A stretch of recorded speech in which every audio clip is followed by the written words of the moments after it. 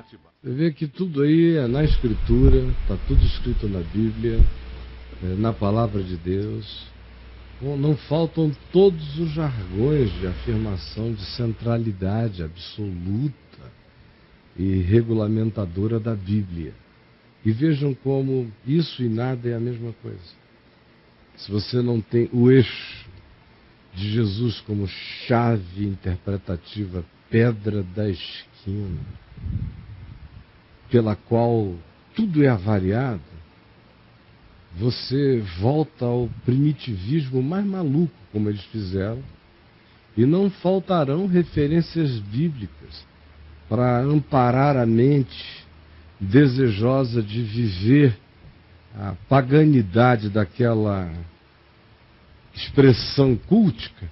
Não faltarão textos bíblicos a serem encadeados para levarem-no até aquela manifestação de crença, ou como ele virá a chamar, de fé. Tudo com base na Bíblia, e tudo longe do Evangelho, longe do Espírito de Cristo, do ensino do que Jesus veio fazer e falar, tudo longe da cruz, tudo voltando ao passado, à idade da pedra, em relação à revelação de Deus em Cristo. Tudo com base na Bíblia, muita base bíblica. E vivendo essa situação de gerar cristãos mais pagãos na mente atual como cristãos do que pagãos eram antes de se tornarem cristãos. Alguns eram muito menos pagãos antes de se tornarem cristãos. Mas o cristianismo está tão absolutamente tomado de Bíblia contra a palavra, de Escritura contra Cristo, de texto contra o Espírito, contra o Evangelho, que a pessoa entra no cristianismo para se tornar pagã em nome do Deus de Jesus, para daí em diante resistir ao Evangelho. Veja que viagem de Satanás. Para daí em diante o cara resistir ao Evangelho. É como a serpente de Moisés, erguida no deserto, que foi erguida a primeira vez por causa da desobediência do povo. E por causa disso a praga graçou no meio de Israel. E eles estavam morrendo, e Moisés, em desespero, pediu misericórdia a Deus, e o Senhor disse: faze uma serpente de bronze e a ergue sobre uma haste, e todo aquele que olhar para ela será curado das mordeduras das serpentes. E Moisés fez isso, e todo aquele que, morrendo, olhava para a serpente de bronze, que se tornou absorvedora da peste de todos, do pecado de todos, eles eram salvos. E Jesus, conversando com Nicodemos, ao final da conversa, disse: olha aqui, Nicodemos, João 3, assim como Moisés ergueu a serpente de bronze no deserto, assim importa que o Filho do Homem seja levantado, para que todo aquele que nele crê não pereça, mas tenha vida eterna. Só que, semelhantemente ao que aconteceu com a serpente de bronze no deserto, a mesma coisa veio acontecer com a mensagem de Jesus. A serpente de bronze no deserto, depois de algum tempo, passou a ser adorada como objeto de culto, como a serpente de bronze que curava. Começou-se o culto à serpente de bronze. E o que tinha sido o recurso de um momento se transformou numa sistematização religiosa de crença e de culto. Se transformou em idolatria.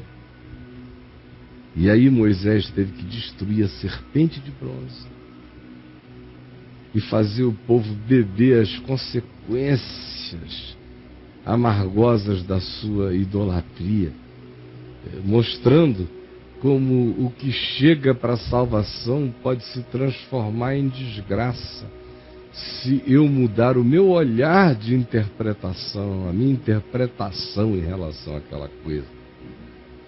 Como é o meu olhar que a altera, que projeta nela a verdade do que Deus diz que ela simboliza.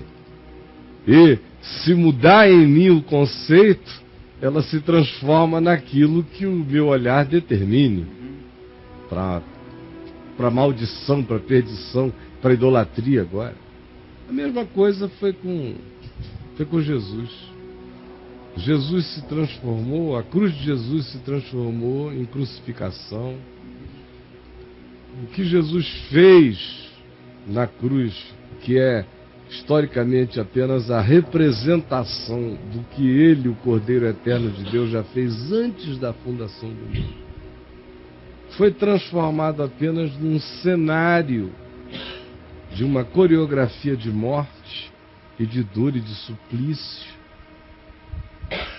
A mensagem toda foi transformada num argumento de natureza judicial e forense, e que fica só aí, do tipo, ó, você devia, mas quem ia te acusar resolveu pagar por ti, pago está. E ele morreu por ti. Aí fica sempre aquela troquinha de, ele morreu por mim. Parece que foi só aquela substituição representada pelo martírio do Marte na cruz em meu lugar. Quando na realidade aquilo ali é o café pequeno do café pequeno. Porque a cobertura é de natureza indescritível e infinita no seu significado. É praticamente incomunicável o significado total do Evangelho. E tudo foi ficando tão reduzido ao ponto de que, depois de um tempo, o poder de Jesus ficou reduzido a um crucifixo, o poder do Espírito Santo a uma água benta, a uma rosa ungida, água fluidificada, a um contrato de indulgência com a igreja, ao dízimo, à oferta, à frequência novena, à campanha, ao que se faz como piedade explícita em nome da divindade, reduzindo, foi virando cada vez mais serpente de bronze. Foi virando cada vez mais objeto de culto. E aí o que acontece é que tudo isso faz com que o indivíduo fique totalmente sem Deus na existência, mas como ele está carregado de bases bíblicas, ele fica desgraçadamente arrogante contra o próximo, sem Deus nenhum na vida dele. E aí, o trono de Satanás está estabelecido, em nome do cristianismo, em nome de Jesus. E qualquer satanismo que se faça, Satanás agradece, porque é uma distração para esses crentes aqui brigarem contra o satanismo lá e não verem o satanismo que foi dado para eles viverem aqui. Um satanismo praticado em nome de Jesus. Um satanismo que não tem medo de crucificação, só não tem consciência da cruz. Um satanismo que não tem medo do nome de Jesus, desde que ele não tenha o caráter de Cristo, segundo o Evangelho. Um satanismo que canta hinos de exaltação do nome de Deus, desde que os que cantam continuem vivendo na hipocrisia de não o exaltar. Esse é o maior de todos os satanismos. O satanismo que persegue o satanismo para continuar escondido atrás das batinas sagradas da divindade batizada pelo nome de Jesus, chamada de cristianismo. O sistema do Cristo. O cristianismo é o sistema do Cristo. Esse é o cristianismo, ismo, esse sistema do Cristo. É a máquina do Cristo. É o satanismo. Gente.